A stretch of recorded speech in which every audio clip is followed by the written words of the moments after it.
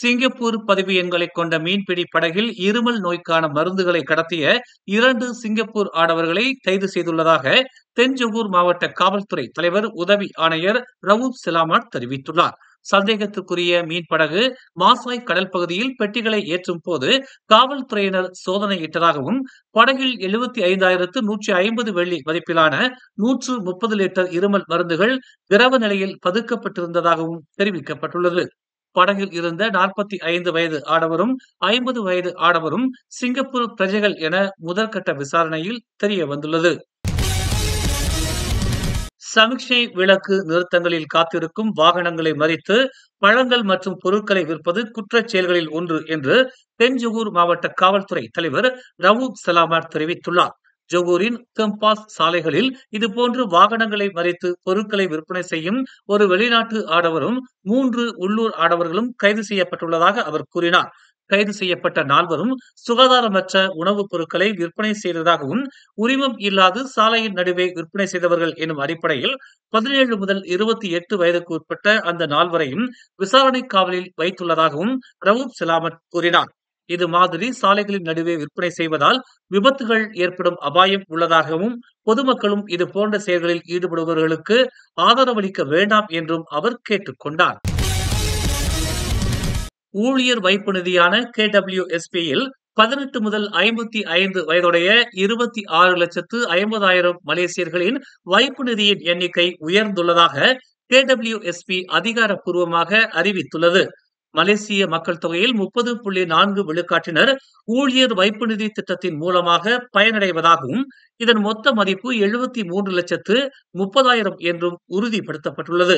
அரசாங்கத்தின் அடிப்படை ஊதியம் அதிகரிக்கும் நிலையில் ஊழியர்களின் KWSP சேமிப்பு நிதியும் உயரும் என்றும், முதலாளிகளின் பங்களிப்பும் KWSP நிதியில் அதிகரிக்க இது முன்முயற்சியாக இருக்கும் என்றும் KWSP தெரிவித்துள்ளது.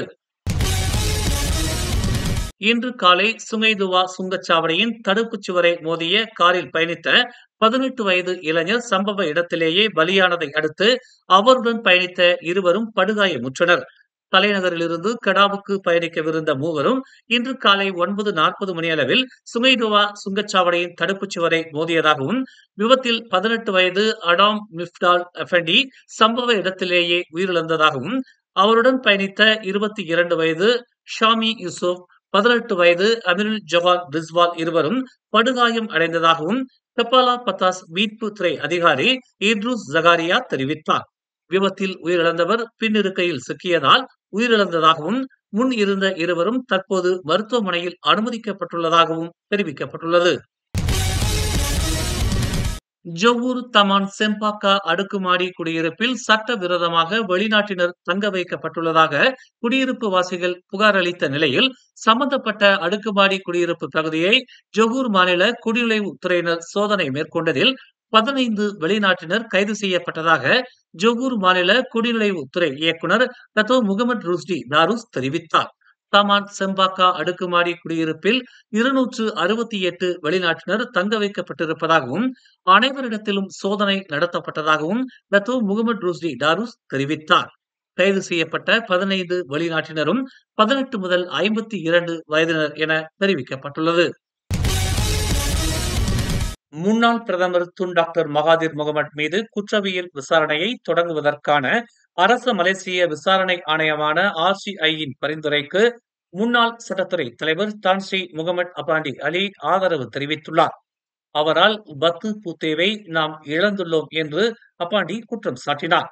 2018 சிங்கப்பூருக்கு பத்து பூத்தே தொடர்பாக வழங்கிய சர்வதேச நீதிமன்றத்தின் தீர்ப்பை மாற்றி அமைப்பதற்கான அதன் விண்ணப்பத்தை அரசாங்கம் திரும்ப பெற்ற போது மகாதிர் தம்மை கலந்தாலோசிக்கவில்லை என்பதையும் அவர் நினைவு கூர்ந்தார்.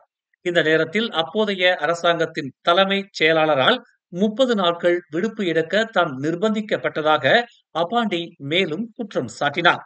அபாண்டியின் பதவிக்காலம் ஜூன் 2018 முடிவடைந்தது. அவருக்கு பதிலாக தான் ஸ்ரீ சோமி தாமஸ் நியமிக்கப்பட்டார். அவர் டாக்டர் மகாதீரின் பரிந்துரையின் பேரில் நியமிக்கப்பட்டார் என்பது குறிப்பிடத்தக்கது. நாடு முழுவதும் உள்ள குடிநுழைவுத்துறை முகாம்களில் கூட்டம் அதிகமாக இல்லை என்று உள்துறை அமைச்சு தெரிவித்துள்ளது. நாடு முழுவதும் 25 குடிநுழைவுத்துறை முகாம்கள் உள்ளன. அவற்றில் தற்காலிகமானவை உட்பட செப்டம்பர் 30ஆம் தேதி வரை மொத்தம் 20,750 கைதிகள் தங்கலாம். தற்போது 17,326 கைதிகள் உள்ளனர். அவர்கள் மொத்த கொள்ளளவில் 82.5 விழுக்காடாக உள்ளனர் என்று உள்துறை அமைச்சர் டாக்டர் ஸ்ரீ சைஃபுடின் நசத்தியோன் இஸ்மாயில் நாடாளுமன்றத்தில் தெரிவித்தார்.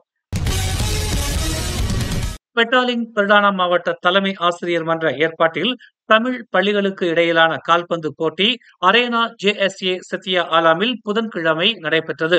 நிகழ்வுக்கு சிறப்பு பிரமுகர்களாக ஓம்ஸ் அறவாரியத்தின் தலைவரும் மலேசிய அரிமா சங்கத்தின் தோற்றுநருமான ஓம்ஸ் பா தியாகராஜன், தேசிய மற்றும் ஸ்லாங்கூர் மாநில தலைமை ஆசிரியர் கழக தலைவர் SS பாண்டியன், ஸ்லாங்கூர் மாநில பாலர் பள்ளி மற்றும் தமிழ் பள்ளிகளின் இணை இயக்குனர் மணிசேகர், தலைமை ஆசிரியர்கள், துணை தலைமை ஆசிரியர்கள், பெற்றோர் ஆசிரியர் சங்கம், பள்ளி வாரியம், பெற்றோர்கள், மாணவர்கள், பொதுமக்கள் என பலரும் கலந்து கொண்டனர்.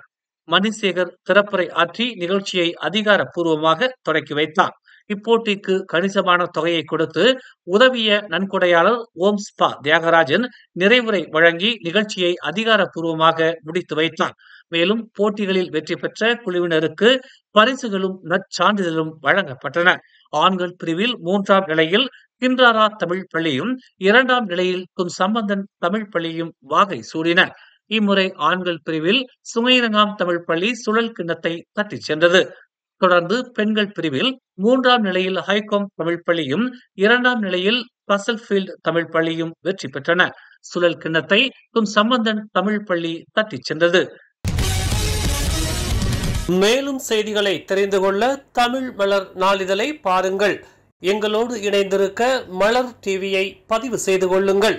உறவுகள் மகிழ்ந்திட விருப்பம் மற்றும் பகிர்வு சேவையை சொடுக்குங்கள்.